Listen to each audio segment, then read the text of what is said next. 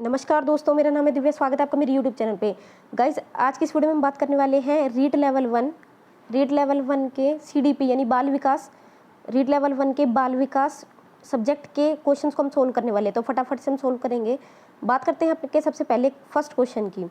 तो first question यहाँ से आया हुआ था आपका। फर्स्ट क्वेश्चन है यहाँ पर, सबसे पहले सृजनात्मकता से पूछा गया था। सृजनात्मकता किससे संबंधित है? तो देखिए, ये मैंने आपको कितनी बार बताया, हर बार हर वीडियो में बताया हुआ है कि अगर विशिष्ट बालक से क्वेश्चन पूछा जाएगा, 101% पूछा जाएगा विशिष्ट बालक से। और विशिष्ट बालक में भी 3 ही बताए थे, या तो मंदबुद्धि या सृजनात्मक या प्रतिभाशाली। 3 ही टॉपिक है जिनसे पूछा जाएगा, या तो मंदबुद्धि या सृजनात्मक या प्रतिभाशाली। तो वहीं से डायरेक्ट क्वेश्चन पूछ लिया गया, सृजनात्मकता किससे संबंधित है? तो किससे संबंधित है? अपसारी चिंतन से संबंधित है। किससे संबंधित है? अपसारी चिंतन से संबंधित है। बात करते हैं नेक्स्ट क्वेश्चन की।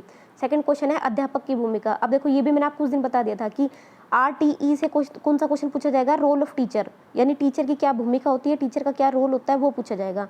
तो क्या क्वेश्चन पूछा गया है? अध्यापक की भूमिका, अध्यापक की कक्षा में क्या भूमिका होती है। और ये क्वेश्चन मैंने as it is same question मैंने आपको किस में मॉडल पेपर में भी करा रखा है, जो प्रीवियस ईयर पेपर कराए थे उसमें भी क्वेश्चन मैंने आपको करा रखा है कि अध्यापक की भूमिका या अध्यापक की कक्षा में क्या भूमिका होती है। ठीक है, तो क्या होती है, क्या रोल होता है? तो फैसिलिटेटर का रोल होता है, यानी सुविधा प्रदाता का रोल होता है।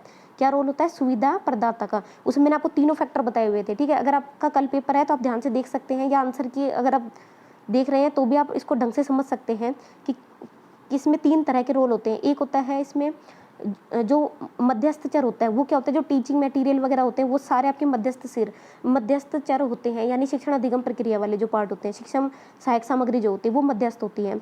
बात करते हैं आपके स्वतंत्र चर की। तो स्वतंत्र चर कौन होता है? टीचर होता है, ध्यान रखिएगा, शिक्षक होता है। ठीक है, शिक्षक होता है। और जो आपका स्वतंत्र चर, और इसमें होता है डिपेंडेंट, एक होता है डिपेंड, यानी जो डिपेंड करता है। कौन डिपेंड करता है? हमेशा स्टूडेंट डिपेंड करता है, किस पर? टीचर पर। तो ध्यान रखिएगा, 3 तरह के चर होते हैं, इसमें मैंने आपको पूरा बता रखा है। ठीक, अब इसमें बात करते हैं। तो इसमें पूछा गया था आपके लिए कि अध्यापक की भूमिका क्या होती है? तो सुविधा प्रदाता की होती है। बात करते हैं थर्ड नेक्स्ट क्वेश्चन। इसमें अगर हम बात करते हैं तो इसमें एक पूछा गया था कि अध्यापक के लिए, देखिए ये फिर से वही क्वेश्चन आएगा, सेम टू सेम मैंने क्वेश्चन आपको करवा रखा, कई बार कराया, बार कि एक शिक्षक के लिए कितने वर्किंग आवर्स होते हैं। ये लास्ट वीडियो में भी बताया था, 2-3-4 दिन पहले की वीडियो देखी है तो उसमें भी मैंने आपको बता रखा है। मैंने आपको सिर्फ 15-15 मिनट की वीडियो कराई थी जिसमें 30-30 क्वेश्चन बता रखे हैं सिर्फ और सिर्फ, और उन्हीं में से सेम टू सेम क्वेश्चन छप रहे हैं। तो अब भी नहीं देखिए तो अब भी आप देख लेना, जो प्रीवियस ईयर पेपर्स में से जो मैंने वीडियो करा रखी है, या जो मॉडल पेपर वाली वीडियो करा रखी है, वहाँ से सेम टू सेम क्वेश्चन आ रहा है। क्या बताया था मैंने इसमें आपको कि अध्यापक के लिए कितने वर्किंग आवर्स होते हैं, अध्यापक के लिए कितने कार्य घंटे होते हैं, अध्यापक के लिए कितने कार्य घंटे होते हैं। ठीक है, एक हफ्ते में कितने कार्य घंटे होते हैं, एक हफ्ते में कितने कार्य घंटे होते हैं, यार कितने वर्किंग आवर्स होते हैं। तो कितने होते हैं इसके अंदर? 45 घंटे होते हैं। बताया था मैंने आपको उस दिन भी, कितने होते हैं? 45 घंटे। तो ये रिपीटेड क्वेश्चन है, कोई नया क्वेश्चन नहीं, रिपीटेड है ये। नेक्स्ट इसमें क्वेश्चन पूछा था कि IQ यानी बुद्धि लब्धि से क्वेश्चन पूछा था। मैंने उस दिन भी आपको बताया, अभी परसों भी बताया कि अगर आप IQ क्वेश्चन सोल्व करें तो ध्यान रखिएगा, इसमें या तो टर्मन टेबल आएगी, 2 ही तरह से बनेगा, या तो टर्मन की टेबल से डायरेक्ट क्वेश्चन पूछेगा कि कोई ना कोई बुद्धि लेवल के बीच में जो स्तर है वो पूछेगा, या फिर आपसे IQ निकालने के लिए पूछेगा।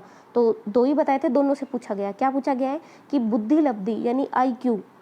ठीक है, बुद्धि लब्धि का एक फॉर्मूला पूछा गया आपसे। तो बुद्धि लब्धि का फॉर्मूला मैंने आपको बताया था ना, IQ के क्या फॉर्मूला, कई बार रिपीट करा आपको। क्या होता है इसमें? मानसिक आयु यानी MA बटे वास्तविक आयु यानी CA इंटू में 100, मानसिक आयु बटे वास्तविक आयु इंटू में 100, ये फॉर्मूला मैंने आपको बता रखा है। और इसी तरह से EQ यानी संवेगात्मक का भी ध्यान रखिएगा, वो इसका अपोजिट हो जाता है। ठीक है, नेक्स्ट बात करते हैं नेक्स्ट क्वेश्चन की। तो जिनका कल एग्जाम है या नेक्स्ट शिफ्ट में एग्जाम है, वो अपना अच्छे से देख ले कि जो जो ये टॉपिक है यही लगभग आपके रिपीट मिलेंगे। तो सबसे बेस्ट है कि आप जो मैंने मोस्ट इंपॉर्टेंट टॉपिक्स हर सब्जेक्ट की, चाहे वो CDP हो, चाहे CDP है, हिंदी है, इंग्लिश है, कोई भी सब्जेक्ट है, उन सब के मोस्ट इंपॉर्टेंट टॉपिक्स पर वीडियो बना रखा है। टारगेट रीड नाम से प्लेलिस्ट है, ज़रूर आप जाके चेकआउट कर लें अगर आप इजीली 90+ मार्क्स लेके आना चाहते हैं तो ध्यान रखिएगा। बात करते हैं नेक्स्ट क्वेश्चन की। तो ये सारे क्वेश्चन मैंने आपको करा रखे हैं। तो प्रतिभाशाली से एक क्वेश्चन पूछा गया। देखो, मैंने आपको जब भी बताया था, बार हर वीडियो में बताया कि एक क्वेश्चन किससे पूछा जाएगा? प्रतिभाशाली से। प्रतिभाशाली की बुद्धि लब्धि कितनी होती है, ये पूछा गया है। प्रतिभाशाली की बुद्धि लब्धि, तो उस दिन पे मैंने आपको बताया था कि एक औसत वाले को ध्यान में रख लो कि औसत कितना होता है? 90 से 110। इसके ऊपर वाला किस में चला जाएगा? यानी इसके ऊपर के 2 स्टेजेस होते हैं, और तो सबसे फर्स्ट स्टेज जो होती है, सबसे बेस्ट जो माना जाता है वो कौन सा होता है, 140 प्लस वाला। 140 प्लस वाला किस में माना जाता है, टर्मन का बुद्धि लब्धि के अंदर। 140 प्लस वाला किस में माना जाता है, प्रतिभाशाली में। तो 3 बताए थे। अभी भी अगर आपने नहीं पढ़ा तो पढ़ सकते हैं। एक या तो मंदबुद्धि का आपसे पूछा जाएगा कि कैटेगरी कौन सी होती है, एक पूछा जा सकता है, एक औसत को आप ध्यान रखिए कि 90 से 110, ठीक है, और एक पूछा जाएगा आप इसमें प्रतिभाशाली का, सृजनात्मक का। तो ये जरूर ध्यान रखें। तो ये रिपीटेड है, बार बार आपको बता रखा है, बार बार हर वीडियो में आपको कराया है, तो एज इट इज़ वही पूछा जा रहा है। देखो नेक्स्ट क्वेश्चन इसमें पूछा गया था थॉमसन का सिद्धांत। तो ये किससे आएगा, बुद्धि के सिद्धांत से आया है थॉमसन का सिद्धांत। तो मैंने आपको उस दिन भी बताया, क्या सारे कराए थे ना, त्रितंत्र स्टर्नबर्ग से होता है। बुद्धि लब्धि का 2 फैक्टर स्पीयरमैन के माने जाते हैं। एक तत्व सिद्धांत किसने बताया था, बिने ने बताया था। बहुबुद्धि सिद्धांत किसने बताया था, गार्डनर ने बताया था। तो सेम क्वेश्चन आए हैं।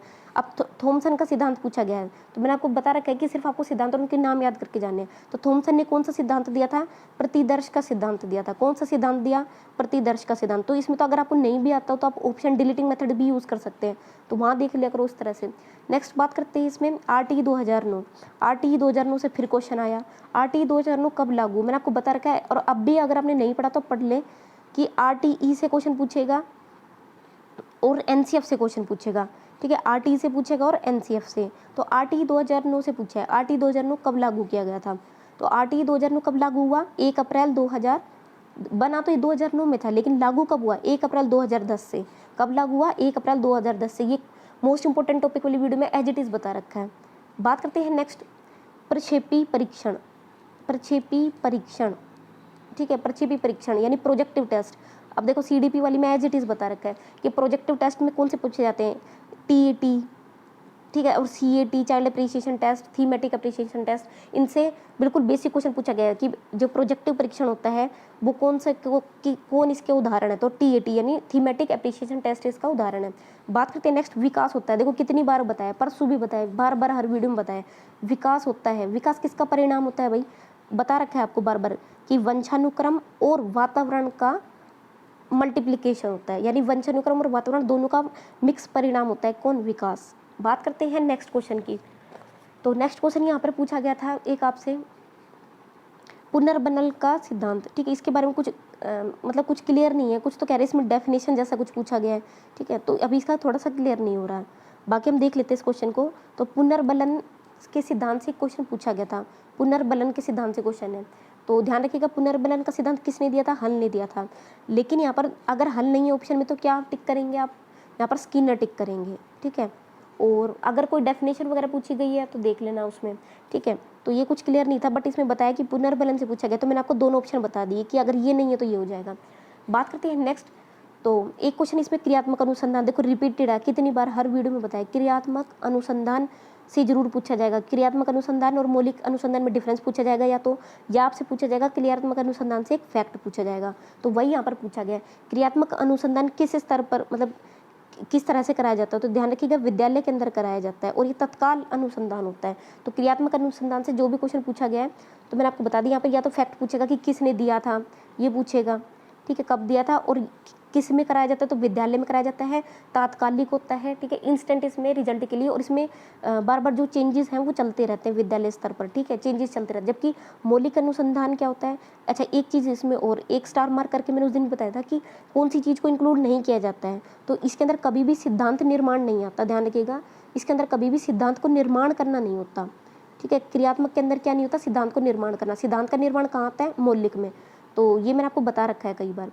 तो नेक्स्ट शिफ्ट वाले भी इसको ध्यान से समझ लें। बात करते हैं नेक्स्ट, इसमें अब 2 क्वेश्चन फिर से रिपीटेड जो बता रखे हैं, सेम टू सेम आए हैं।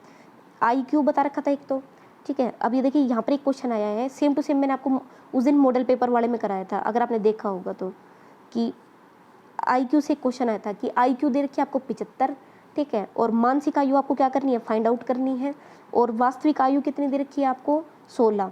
तो इसमें आपको क्या निकलनी थी, मानसिक आयु। तो मैंने आपको फॉर्मूला बता रखा है, देखिए IQ 75 है, ठीक है, IQ कितनी है 75, और IQ कितनी है आपकी 75, ये हो गया, IQ 75 है। मानसिक आयु निकालनी यानी MA निकालनी है, और वास्तविक आयु यानी CA कितनी है, वास्तविक आयु कितनी है आपकी 16। तो देखिए किस तरह से निकलेगा, सीधा सा फॉर्मूला था, आई क्यू किसके बराबर होती है, उस दिन बताया था कि अगर इस तरह का क्वेश्चन आ जाए तो किस तरह से निकालना है। तो मानसिक आयु की जगह क्या लिख देंगे हम, एक्स, क्योंकि हमें नहीं पता है, निकालनी है। बटे वास्तविक आयु कितनी है, 16, इनटू में क्या हो जाता है 100। तो किस तरह से निकालेंगे, 4 चौक 16 और 4 2500। ठीक है, अब आई क्यू की जगह क्या रखना है हमें, 75, इसकी जगह रख दो 75, ये आपस में कट जाएंगे, 25 से कम 25, 25 दिया 75, क्या बच गए यहाँ पर 25 दिया 75, कितने आगे ऊपर 4 दिया 12, तो 12 ईयर्स यानी 12 वर्ष हो जाएगी। तो इस तरह से दो तरह से मैंने आपको बताया था कि क्वेश्चन आएगा, या तो आपसे इसमें बुद्धि लब्धि के फॉर्मूले से अपोजिट पूछ लेगा, जैसे मानसिक आयु पूछ लेगा, हो सकता है अगली शिफ्ट में आपसे वास्तविक आयु निकालना पूछ ले, तो आपको फॉर्मूले पढ़ के जाने, एक आई क्यू का और एक ई क्यू का। ठीक है, ये बता रखा है हर वीडियो में, एक संवेगात्मक का बुद्धि लब्धि, संवेगात्मक लब्धि पढ़ के जाना है और एक बुद्धि लब्धि पढ़ के जाना है। बात करते हैं नेक्स्ट क्वेश्चन की। तो 3-4 क्वेश्चन तो मैंने आपको अभी करा ही दिए हैं, इसमें लास्ट वीडियो में करा दिए कि प्रतिभाशाली वाला एक मैंने करा दिया था आपको। ठीक है, तो एक बहुबुद्धि का सिद्धांत है, हर वीडियो में बता रखा है, आप नहीं भी देखिए वीडियो तो आप देख लेना, सेम टू सेम टॉपिक है। बहुबुद्धि का सिद्धांत, इस पर तो पूरी ट्रिक बना रखी है। बहुबुद्धि का सिद्धांत किसने दिया था, गार्डनर ने दिया था। ठीक है, तो ये एज इट इज़ है पूरा हिंदी का। अभी तक हिंदी और सीडीपी जो है वो तो बिल्कुल सेम टू सेम पूछे गए हैं, सेम टू सेम क्वेश्चन है। ठीक है, सेम टू सेम क्वेश्चन और सेम ही टॉपिक है। तो अगर आपने अब भी, अगर आपका कल एग्जाम है तो आप जो मोस्ट इंपॉर्टेंट टॉपिक्स वाली वीडियोस को ज़रूर देखें। ठीक है, और या जिनका अभी पेपर हो गया है तो उनका सीटेट होने वाला है, तो सीटेट में भी वही टॉपिक्स है जो पूछे जाएंगे, तो मैंने आपको बता रखा है। तो अगर आप सीटेट के लिए भी आगे प्रिपेयर करेंगे तो भी आपको ये वीडियो हेल्प करने वाली है। तो बात करते हैं इसके बाद, अब हम नेक्स्ट वीडियो में मैथ को डिस्कस करेंगे कंप्लीट। ठीक है, मैथ्स को डिस्कस करेंगे। तो अगर आप अभी तक भी आपने सब्सक्राइब नहीं किया तो आप सब्सक्राइब कर ले, और साथ ही साथ जो 3rd ग्रेड की प्रिपरेशन होने वाली है आपकी आगे, 3rd ग्रेड की प्रिपरेशन, उसके लिए जो जीके की वीडियोस बना रखी है वो देख लें। साथ ही साथ अब मंडे से हम पूरी क्लासेस शुरू करने वाले हैं आपकी साइंस, एसएसटी सब चीज़ों को लगाकर। ठीक है, so thank you so much, bye bye.